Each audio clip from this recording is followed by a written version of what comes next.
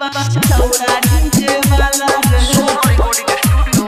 रानीगंज छौरी होय मुखिया के बेटी छौरा डीजे वाला चोरी छुपे मिल गेलै भेलै गाँव में हल्ला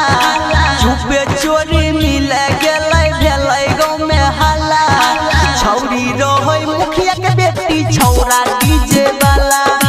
छौरी रहै मुखिया के बेटी छौरा डीजे वाला छौरा डीजे वाला चोरी छुपे मिल गेलै भेलै गाँव में हल्ला चोरी छुपे मिल गेलै भेलै गाँव में हल्ला छौरी रहै मुखिया के बेटी छौरा डीजे वाला छौरी रहै मुखिया के बेटी छौरा डीजे वाला छौरा डीजे वाला छौरा डीजे वाला छौरी रहै मुखिया के बेटी छौरा डीजे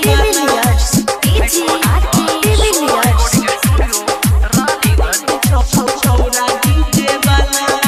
ढेर दिन से करे रहै छौरी ओकर से प्यार रे गेलै धराई मकई खेत में भेलै खूबे मार रे मकई खेत में भेलै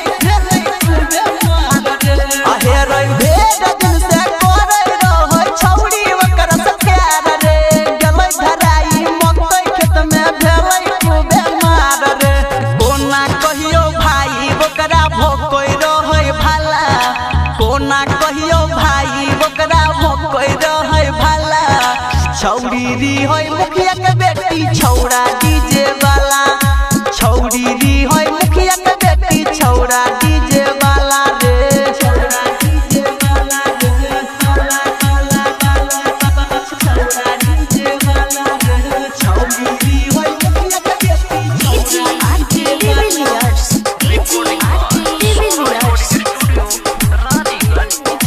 छौरा डीजे वाला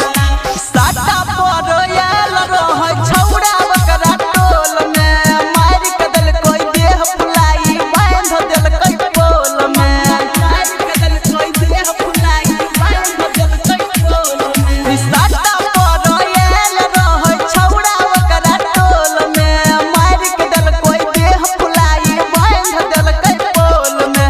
रूप से ललटू कहै छै कि छोड़ा भाई हल्ला संतोष नीरज कहै छै कि छोड़ा भाई हल्ला